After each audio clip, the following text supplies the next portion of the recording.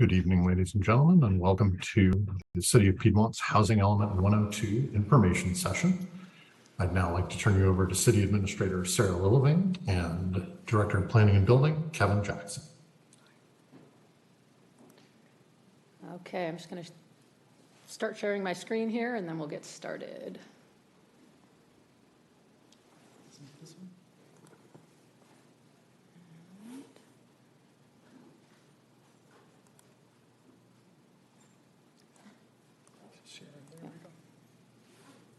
Okay.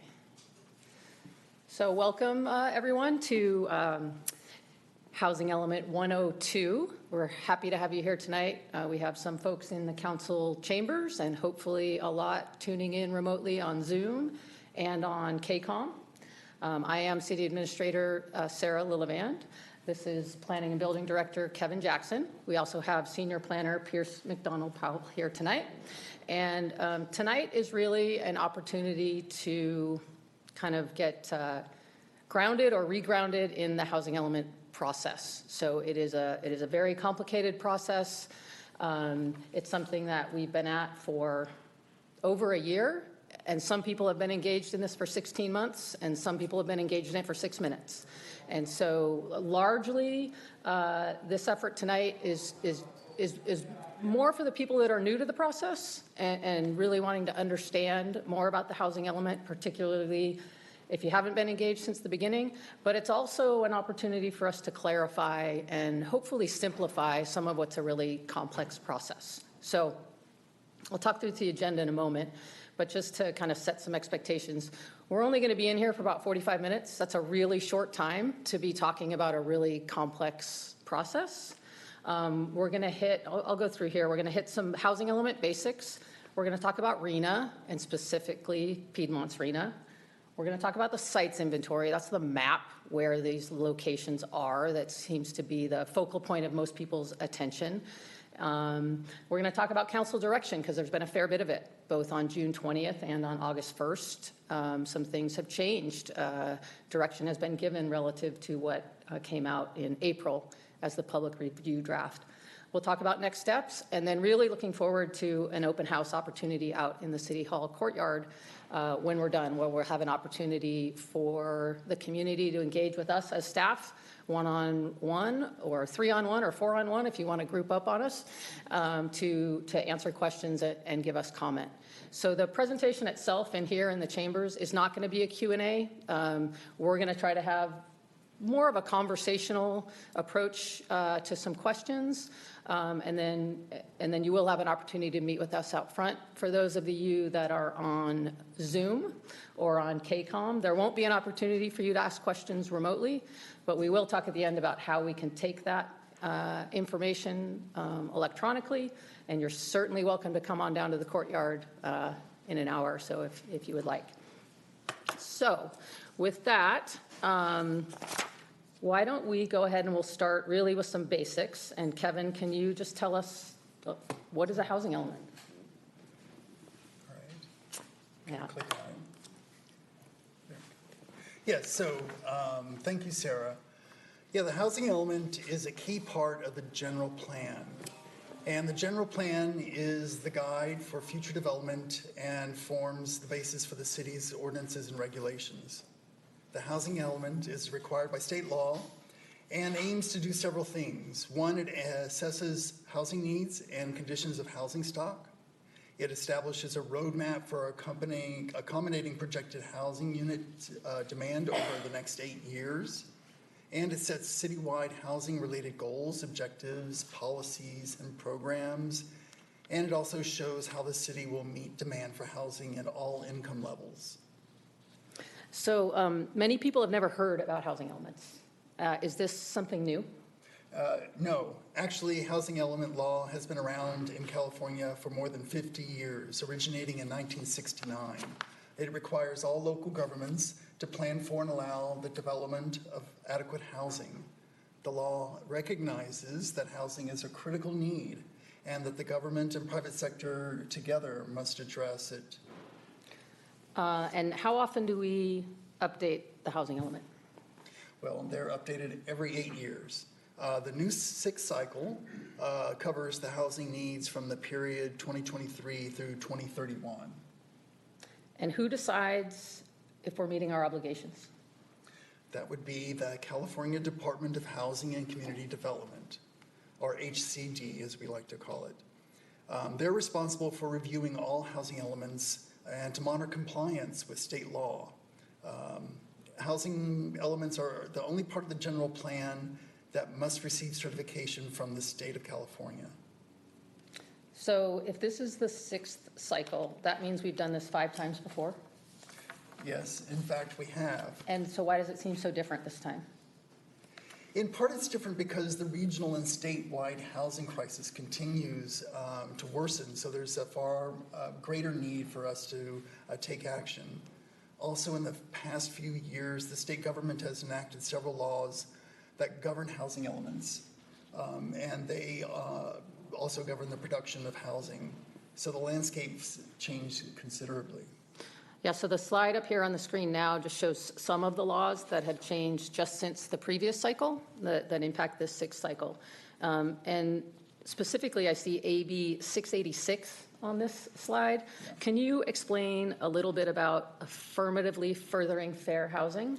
And if you can say that 10 times quickly, yeah, no, I I'll can't. give you $1. So AB 686, enacted in 2018, it's a new requirement that housing element updates include a section that analyzes segregation issues and identifies goals that affirmatively further fair housing, or AFFH. The state requires that local jurisdictions take meaningful actions that overcome patterns of segregation. Cities will need to foster inclusive communities that provide access to opportunity for communities of color, persons with disabilities, and others protected by California law. Okay, so I understand that Governor Newsom's administration has added teeth to enforcement of housing element laws. Can you tell us what the consequences are if we don't receive certification from the state for our housing element? Sure.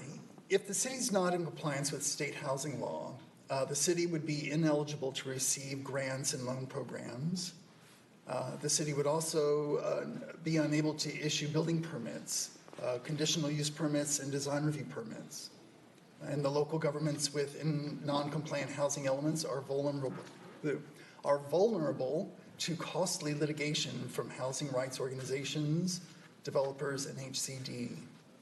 And if we are not in compliance, we will only have 1 year from the missed certification deadline to implement significant housing programs and regulatory changes rather than the 3 years to allow for development of housing.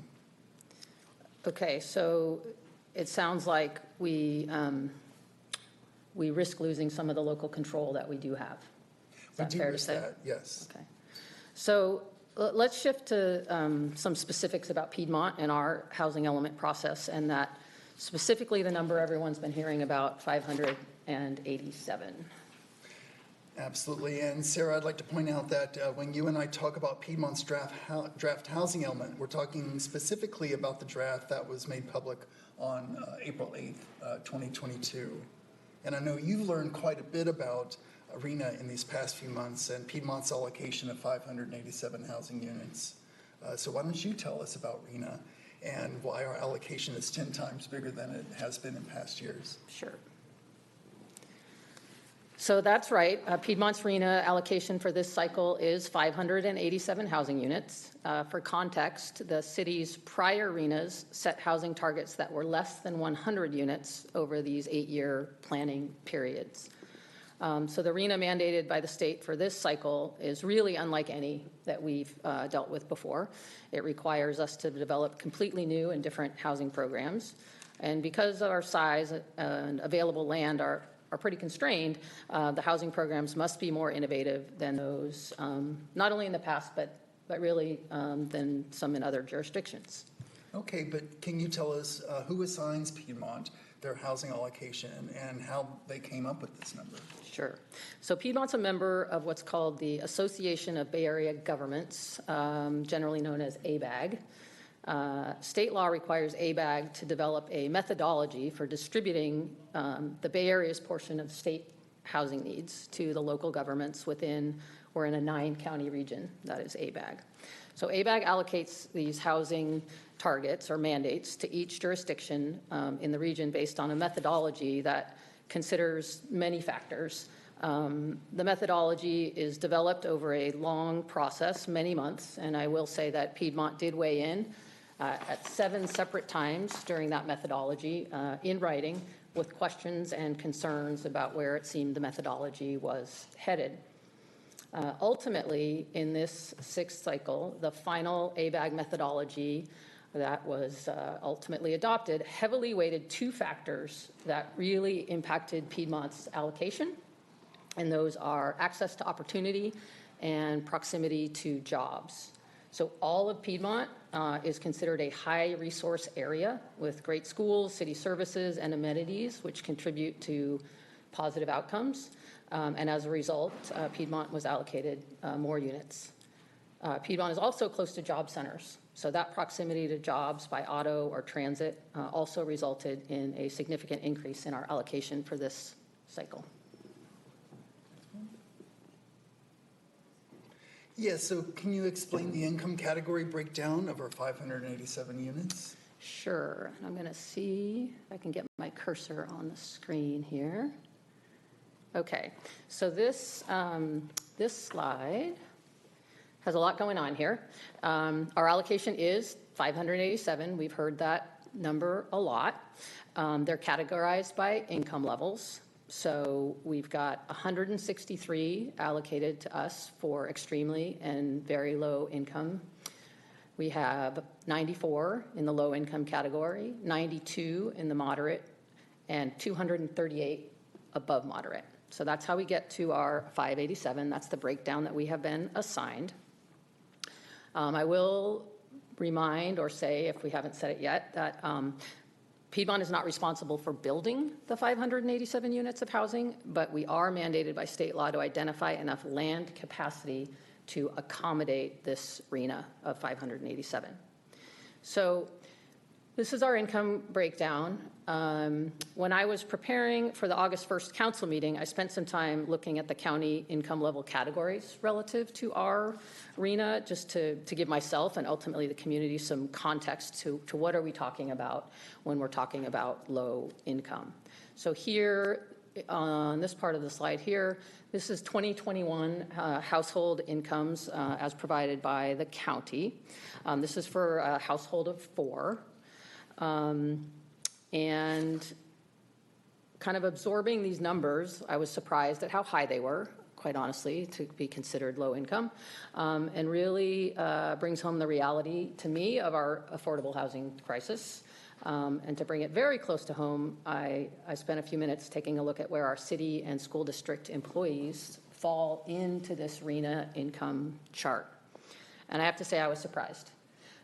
Between the city and the school district, and that's over here on the far side of the chart, there's roughly 400 full-time employees. Only 31 fall into the above moderate income category, while 315 are in the lower income categories. And it's likely actually more than that. The reason why that is an approximate number of full-time employees is it's harder to tell at the lower end. Some of the salaries are so low, it was hard to tell if they were part-time or full-time employees. So this is conservatively at 395. But given that, that would be 80% of our city and school workforce fall into the lower income category, while just 7% reach the above moderate category. Yeah, but surely we're not the only city or the small city dealing with a large RHNA allocation in the 6th cycle. Are there others that we want to look at? Yeah, I think it is helpful just because we can feel like we're the only ones dealing with this challenge. So many of the small cities in our region have similarly scaled allocations, especially the small cities. So hopefully this slide is readable and you can see that our small city cousins, as I like to think of them, in Alameda County, that's Albany and Emeryville. There's 3 of us that are kind of smaller here in Alameda County. Also saw really large RHNA numbers for this 6th cycle. So you see Albany is not quite twice our population and is not quite twice our RHNA. Emeryville may even be a little more relevant, at least in terms of population and locale. They have almost an identical population and more than twice our RENA allocation. Yeah, that's interesting. But if you're ready, I'd like to bring the focus back to Piedmont so that we can talk about how the city must identify enough land capacity to accommodate our RENA of 587 housing units. And that would be a discussion of the site's inventory, which tends to garner the most attention in any housing element. Yeah, so the site's inventory, and I'm going to let you jump into this in a moment, Kevin, but for those that have flipped through the entire draft housing element, which is quite long and voluminous, the site's inventory is one small piece, but it is the piece that gets the most attention. It's the map. It's the map in the chart that shows the locations and lays out the parcel by parcel, the sites that have been identified to meet the RENA. So there's a lot of other things going on in the housing element relative to policies and programs to be enacted over the 8 years. But the sites inventory, I think, is clearly what gets the most attention and what we really want to help clarify tonight, both what was in the draft and what has shifted since April. Right. So as part of the housing element, the city must prepare a housing capacity analysis, otherwise known as the site's inventory. And basically it's in the form of a map and a table listing features and characteristics of the properties that are suitable for residential development. State law establishes criteria to determine which sites are eligible for inclusion on the site's inventory, with additional restrictions for sites identified for lower income housing. The way I like to think about the site's inventory is that the city is assigned its housing allocation, and the state requires us to prepare a housing element, which is at its core a collection of policies and programs that, when implemented, will allow for the development of the assigned number of housing units. So in effect, then the state says, yes, you've drafted these policies and programs, but we also want you to show us where there is capacity for your allocated housing to be developed once these policies and programs are implemented. So in essence, the state wants us to demonstrate that our aspirations have some ground truth. And it's important to remember that the construction of housing on identified sites is not required. No property owner needs to do anything that's not in their best interests. So Kevin, could you explain sort of how staff and the consulting team approached the site's inventory for this draft? How did we identify the sites? Sure. First, it's important to note that the community participation was frequent and important to the identification of sites and the development of the site's inventory. We spoke to stakeholder groups in the summer of 2021 and in the fall of 2021 and the winter and spring of 2022. We had multiple public meetings, sent postcards to every address in Piedmont, offered a pittable map for community members to make suggestions on regarding sites, and rolled out the Balancing Act mapping tool as well. And on the technical side of drafting the site's inventory, we had to work under criteria established by HCD. And we're going to look at those criteria and we're going to go through the site's inventory, kind of income category by income category. But before we do that, let's orient a little bit to Piedmont's zoning map. Sure. If you could help us with that. Sure. So as you can see, this is our zoning map. Use that. Yeah. A lot of it's yellow. And that's because most of the city is Zone A. We have 5 different zones. Zone A is single-family residential. Zone B is public facilities. Zone C is multifamily residential. Zone D is mixed use and commercial. And Zone E is estate residential, also single-family. So the vast majority of the city is Zone A, single-family residential, with kind of in the center part of the eastern side of town is Zone E, the estate, single-family residential. So the green parcels are the public facilities. That includes the school as well as the city-owned parcels. Those are mostly parks, recreation facilities, public facilities, schools, and so on. Zone C, which is a brown color, is our multifamily residential. Mostly there it's clustered around Linda Avenue at the Oakland Avenue Bridge, with some parcels that are spread out through the western part of the city. And the red color represents Zone D, our mixed-use commercial residential zone. And in fact, it's very few parcels that are zoned for mixed-use commercial. And that's about 13 parcels on Grand and 6 parcels on Highland at Vista. And that covers all our zones. Thanks, Kevin. So let's look at the sites inventory from the public review draft published in April, and we'll kind of break that down a little bit at a time. Let's see. There we go. Okay, so we're going to revisit this map again in a few minutes, but for now I want to focus on ADUs and vacant parcels. So here highlighted in yellow is our ADUs. That's accessory dwelling units, second units. Before we, and this is really getting at how we approached the 587 number kind of from the start. Before we identified any individual sites, we determined the number of ADUs that we could project would be developed during the 8-year period, and therefore could kind of take off the top of the 587. The state says that that projection must be based on the rate of production of ADUs in recent years. So from 2019 through 21, Piedmont produced an average of 17.6 ADUs annually. So that's how we got the number 140. The distribution of the income levels at this stage, when this came out in April, was quite conservative and was based on some early guidance. We're going to talk at the end of this presentation about some new guidance from ABAG, which is going to allow us to adjust the income levels on those ADUs. So after we subtracted, one more important thing about the ADUs, they don't show up on the map.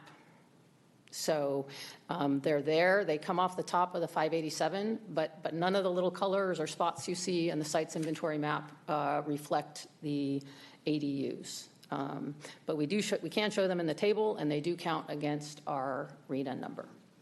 So after we subtracted 140 ADUs from the 587, we needed to identify sites for 447 housing units of various income levels.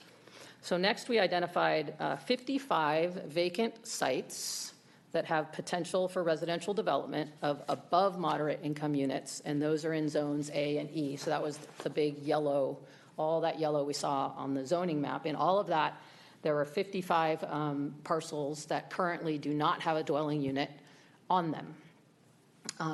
So these are privately owned parcels that currently don't have a dwelling unit on them and have a capacity of 1 unit per parcel. So we counted 1 per parcel of those vacant units. Many of these are these small green spots you see kind of scattered throughout the city on the map. So that was kind of the easy part. We got the ADUs and 55 vacant parcels. Then it gets hard. Then it gets quite a bit harder. So then we moved on to identifying sites for the lower income units because they're the most difficult to site given fairly rigid HCD constraints on what's allowable for those sites. So Kevin, maybe you could talk to us a little bit about those lower income sites and how we approach those. Sure. So when it comes to identifying sites appropriate for lower income units, the state has set out some additional criteria, one of which is minimum size of 1/2 acre. This 1/2 acre minimum parcel size severely limits our options to site our 257 lower income RENA units. There are further limitations if the zone allows non-residential uses, and additional evidence, like examples for nearby communities, is required if the site is non-vacant.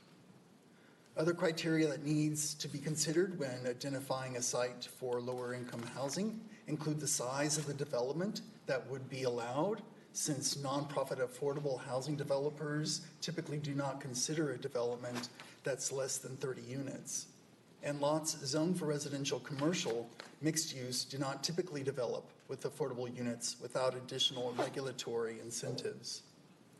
So to a large extent, it is the criteria for identification of the sites for lower income housing units that drives the location and projected density of sites and zones in Piedmont. So before we talk through kind of where we landed initially with these sites inventory, I do want to just spend a minute looking at this slide, because I think it really does show how limited our options were and are relative to parcel size, really. Really very few choices for us to look at. I do want to make a brief comment about the East Bay Mud land up on Scenic and Blair, because we've heard a lot from the community questioning why it's not in our housing element.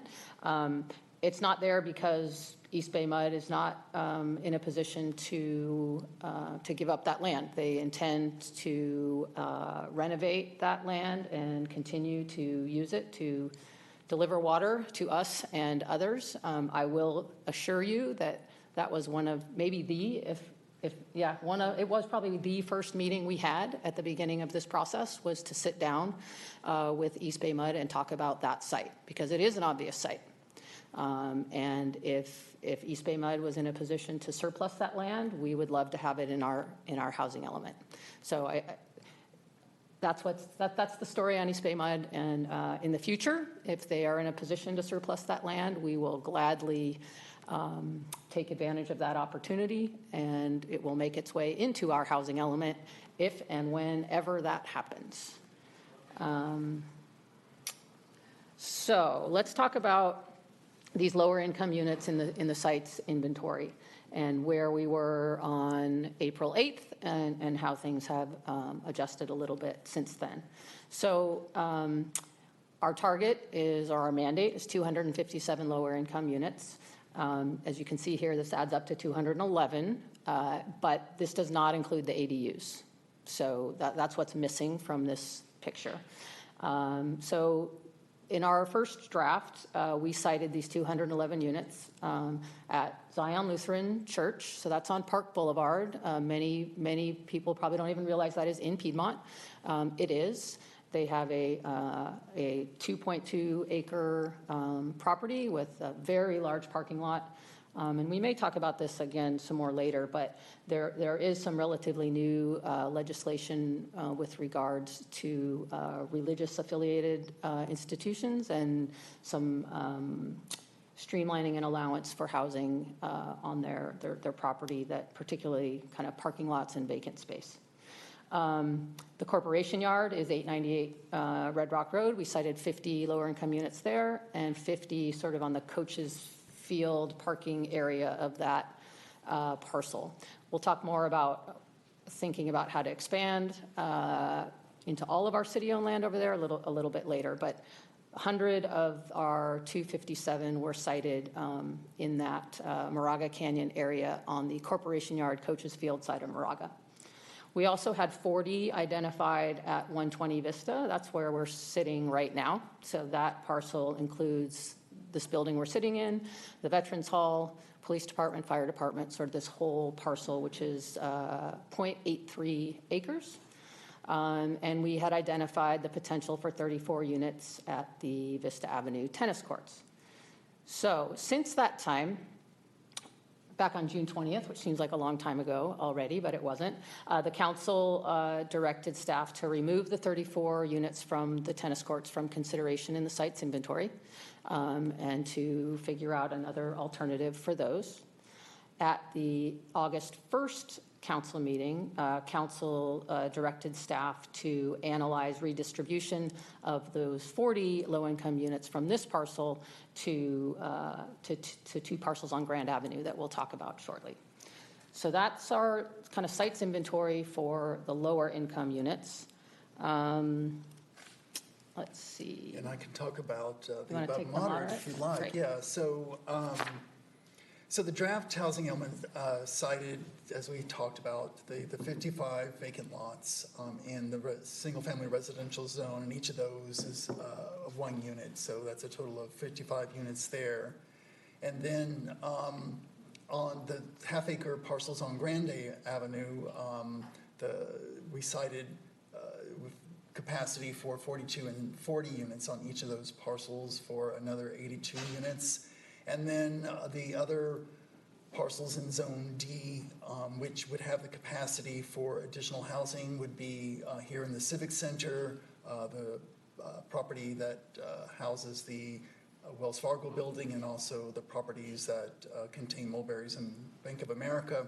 So the total there, all told, would be 221. Now, 1221 Grand and 1337 Grand are highlighted here because with the relocation of the affordable housing units from the Civic Center, that really, those are the two parcels that are at least half an acre that might be available for that multifamily housing. And so it's likely that in order to keep capacity at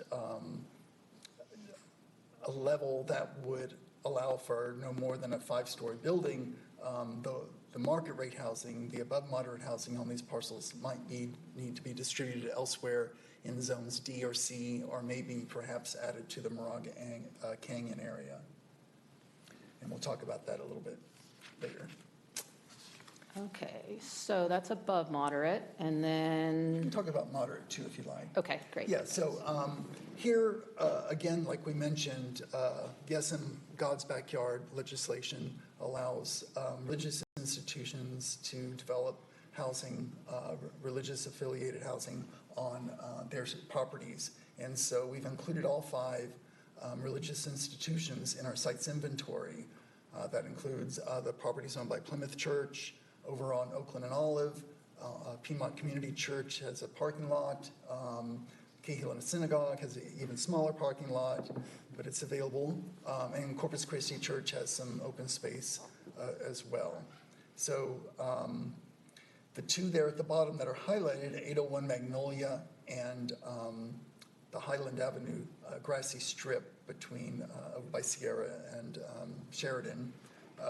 Those 2 were, well, on June 20th, council directed us to relocate the housing from the Highland Strip, and then on August 1st, council directed staff to consider alternate sites to the 13 units there, but possibly do some analysis to determine if those moderate unit sites could actually remain at 801 Magnolia. So the future analysis that we're performing will do both those tasks. And that gives us 85. Again, doesn't include the ADUs that would be moderate income. So I know we've already touched on a little bit of this in the last couple of slides, but mostly wanted to establish the initial sites inventory. But now really want to talk about what's changed as a result of the City Council direction on June 20th and in particular on August 1st.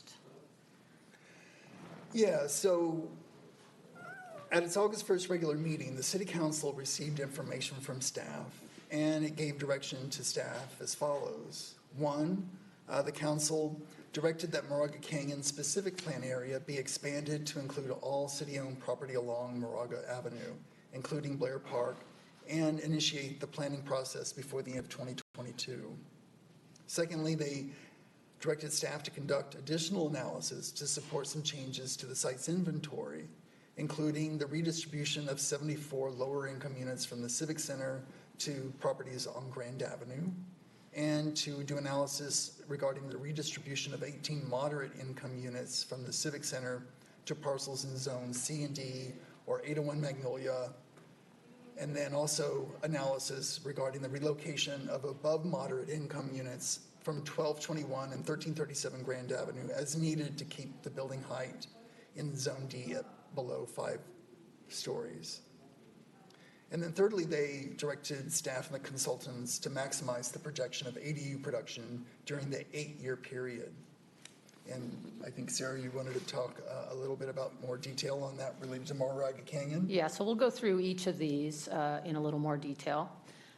So the Moraga Canyon study area, so just orient us here because it's a little hard to look at the flat map.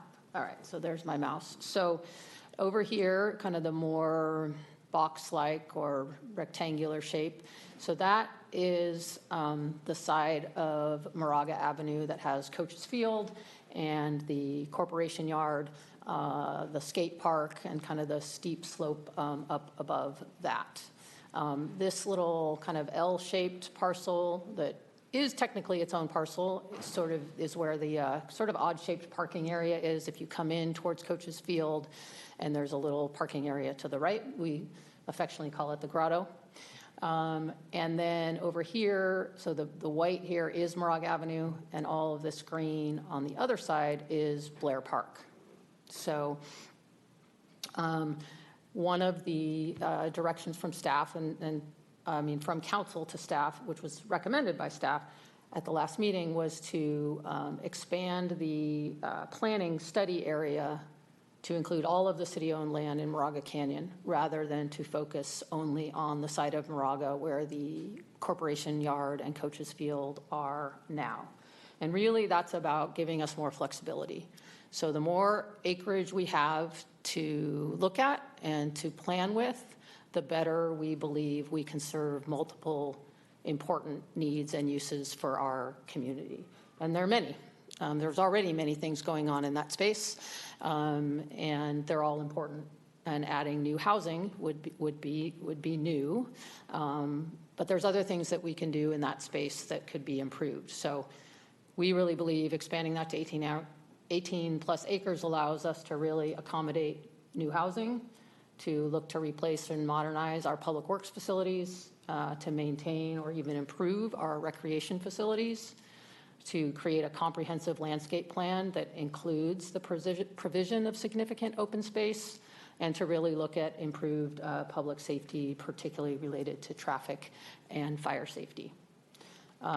So that was one of the first big pieces of direction that came out of that, was expanding that and moving quickly on that. So actually getting started on that planning effort, because it's big. If we're going to do a specific plan for this space, that is a big community process. There's a lot of community engagement involved, a lot of goal setting. There's a lot happening there, and the direction we got was to get that started by the end of this year. Yeah, I can follow up with the direction regarding the relocation of housing units from the Civic Center. So the council recognized that administrative and public safety facilities located at 120 Vista and 801 Magnolia Avenues need significant improvements in order to provide public services in the future. And that might require some demolition and construction, and that some amount of housing development might be possible as part of that reconstruction. However, council determined it could not commit to the development of housing on these sites without first having determined the city's infrastructure needs and having developed a plan to meet those needs. So as a result, council's direction was to find alternative sites for the 74 lower income and 18 moderate income housing units at these two sites, and those at the tennis court and the Highland Avenue Strip, but also to determine the feasibility of siting moderate income units at 801 Magnolia Avenue. And so we're going to talk a little bit about what impact that has on the site's inventory. Yeah, and so just to give kind of, again, some visual representation and kind of talk through it again. We've said it now 2 or 3 times, but I think it's worth saying over and over because it's hard to conceptualize kind of moving all these numbers around to different places that are real. So on Grand Avenue, that is a potential location for some of this units, particularly from the Civic Center, to land, in particular the 74 lower income units, which again, I'll come back to, we've said it before, but these are the most difficult to site because they have to land on parcels that are greater than half an acre. So we have 2 of those on Grand Avenue, and those are outlined here. Let's see if I can find my mouse. In blue. So there's these blue kind of outlined, and that's the ACE Hardware and the Sylvan Learning Centers. So the idea is to relocate or analyze the feasibility of relocating the 74 units from the Civic Center, that's from 120 Vista and from the tennis courts, to these 2 properties. I'm going to skip over the moderate income units for a minute because these 82 above moderate units that Kevin referred to earlier are currently sited at these two sites. So right now we have 82 market rate or above moderate units already cited in the sites inventory in these two blue rectangles. So what's not feasible is to just drop 74 units on top of those 82 without getting very tall buildings. So for sure that doesn't work. What some of the analysis that's happening now is how many of those above market rate units or above moderate or market rate units might be able to stay in the mix with those 74 lower income units.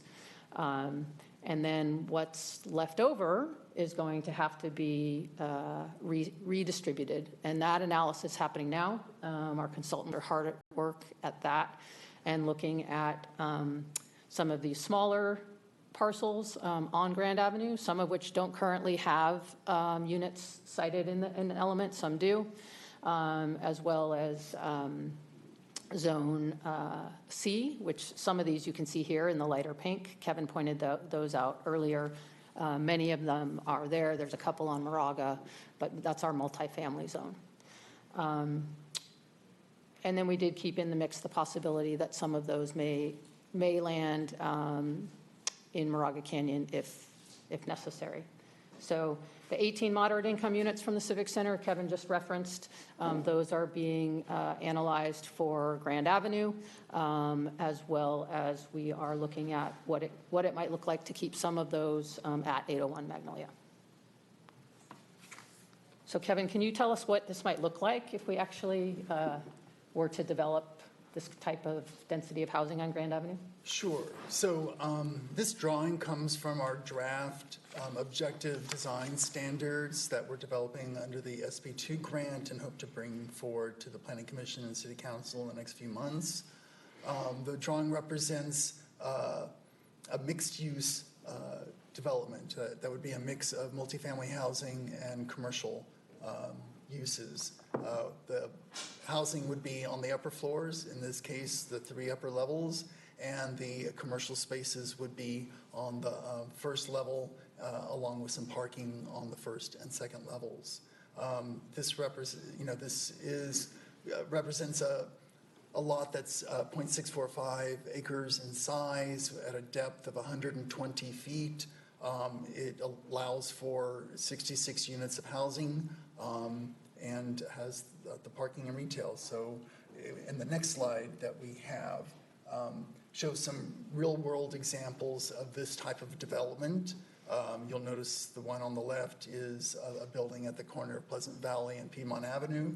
And that has, it's 89 dwelling units per acre, but it's 24 units on an acre much smaller than an acre. And then on the right, you have another development that's at 100 dwelling units per acre.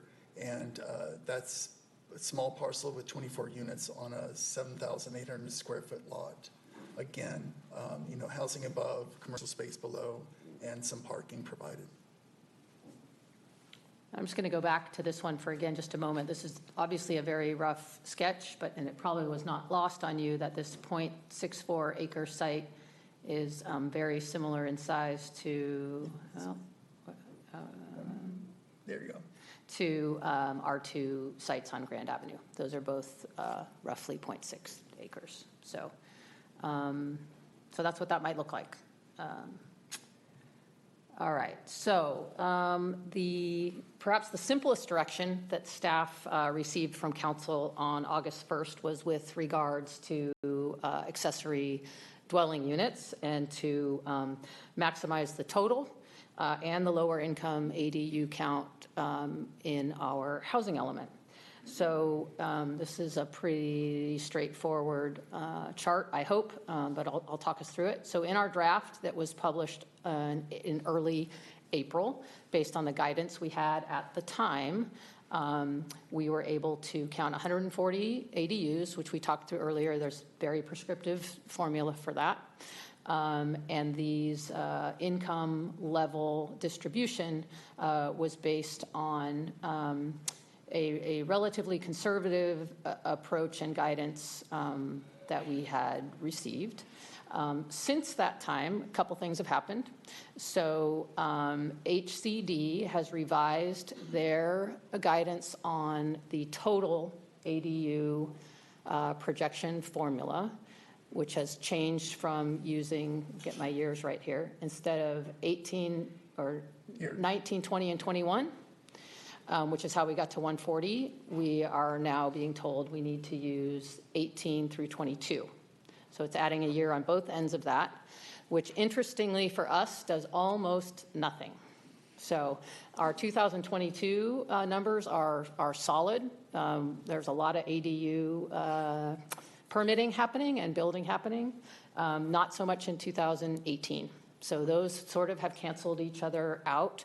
We will get to continue to count anything that is permitted in 2022. So it's possible we might gain another one or two, but when you average that over 5 years, it's probably not going to move a whole lot. But those are 2 units that we will add. So we can definitely get to 142, and we may squeak 1 or 2 more out, depending on how many folks get ADUs permitted before the end of the year. What has changed significantly and very recently is there is new ABAG guidance since April on the income level distribution, which are percentage based, and it's just a straight percentage on your total number. So we will be able to redistribute some of our lower income units from 49 to 84. So that's significant, and you can see on the chart the moderate goes down, above moderate goes down, the lower go up. So this is a relatively significant change on the income distribution, very little change in the total.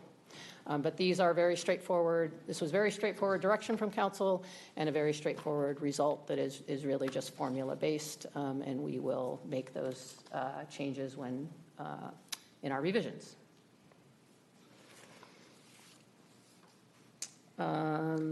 Let's see. So I can go over some next steps in the process, but first I want to just mention that public engagement is an important part of the housing element update. Public engagement related to the preparation and drafting of this housing element for Piedmont began in March 2021, and since then the city staff has conducted 28 public engagement efforts, including public meetings, workshops, online tools, and events. Tonight's meeting and open house are the 29th such event. So to follow through with the direction given by the City Council, the consultant team will carry out the analysis needed to support the revisions to the site's inventory and housing capacity. That will take several weeks to complete. Let's go ahead and look at that timeline. So at the earliest, we might be able to complete the analysis and seek Council's authorization to submit the draft housing element to HCD by early October. That's a best case scenario. Once the draft housing element is submitted to HCD, they have 90 days to review and provide the city with comments. The city would again hold public meetings to consider a revised draft housing element that addresses HCD's comments. These meetings might be held in late January or February, and that revised draft would then be submitted to HCD for a 60-day review. And hopefully that second review by HCD will result in certification, because the city must adopt a 6-cycle housing element by May 31st, 2023, or the city will be out of compliance with state housing element law. We're all very aware that in other regions of California, it is taking cities at least 3 review periods to gain certification from HCD. So does adoption of the housing element complete our obligations under state law, or what happens after certification? Yes, no, it doesn't complete it at all. Following adoption comes implementation, which is in the form of policies and regulations that will need to be drafted, considered by the community, and ultimately adopted by the City Council. And robust public engagement is part of that process. If we're in compliance with state housing laws, we'll need to complete those significant programs and regulatory changes within 3 years of the adoption of the housing element. If we're not in compliance with state laws, we'll have to do that in 1 year. So implementation also includes the preparation of a specific plan for the Moraga Canyon study area. And council has directed staff to start that process before the end of this year and for it to be completed in a timely manner. All right, I'm going to skip ahead here and just kind of go over a few kind of key takeaways that we hope we got from this brief information session, and then we'll talk about how we can engage in questions and comments. So Piedmont's housing element is required by state law. It must be reviewed and certified by the end of May 2023. The RENA, that's our 587, is a state of California mandated goal. And as we've talked a lot about, the sites for the lower income housing are constrained to greater than half-acre sites, which is quite challenging for us in Piedmont. Our RENA goals and targets, or mandates perhaps is a better word, are partially met by ADU production and vacant land. But the remaining number of units requires us to look at really new and different strategies. Many community members and nearly all of our City of Piedmont and school district employees earn salaries that are low or moderate income. And as Kevin just said, there are real and substantial penalties if we don't get this housing element certified by May 31st of 2023. And I guess I'll just make my own editorial comment on that, which is sort of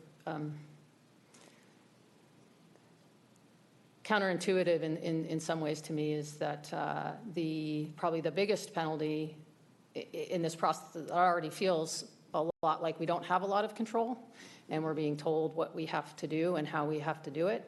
If we don't do it, we accelerate the loss of local control. And so it can feel frustrating. And I guess from my perspective, I just want to assure the community that our goal is to retain as much control as we can of our community.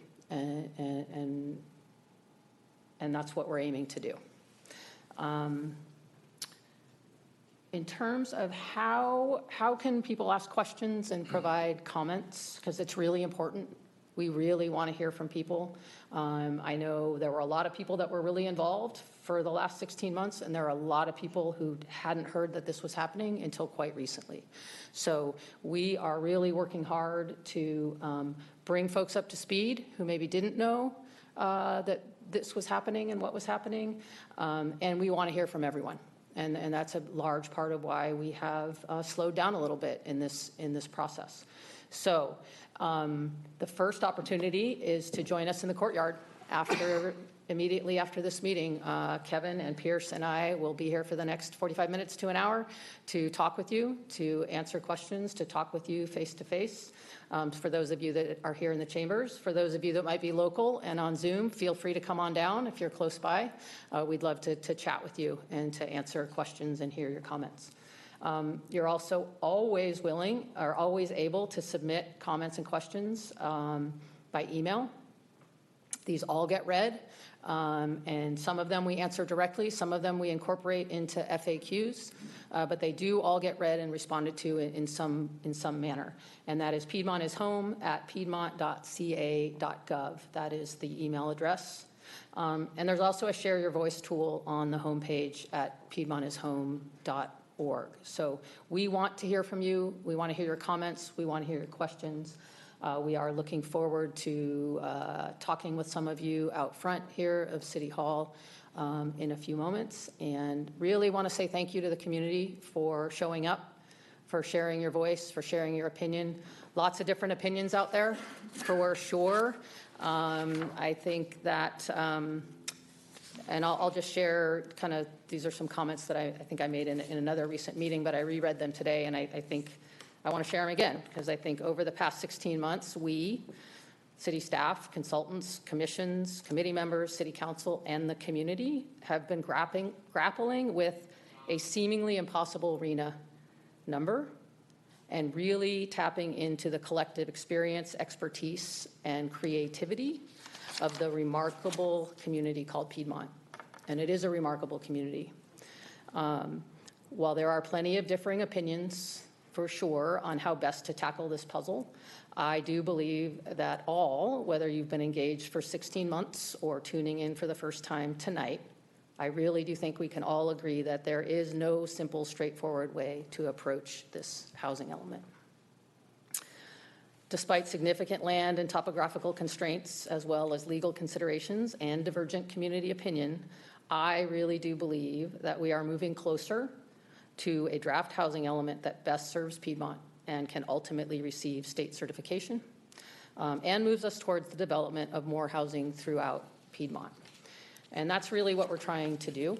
And it's hard. It's challenging.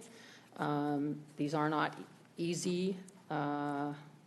It's not easy, and it shouldn't be easy. So again, I want to just thank everyone for their participation. Everyone's voice matters. We're listening to everyone, and we're doing our best to solve a really, really challenging puzzle.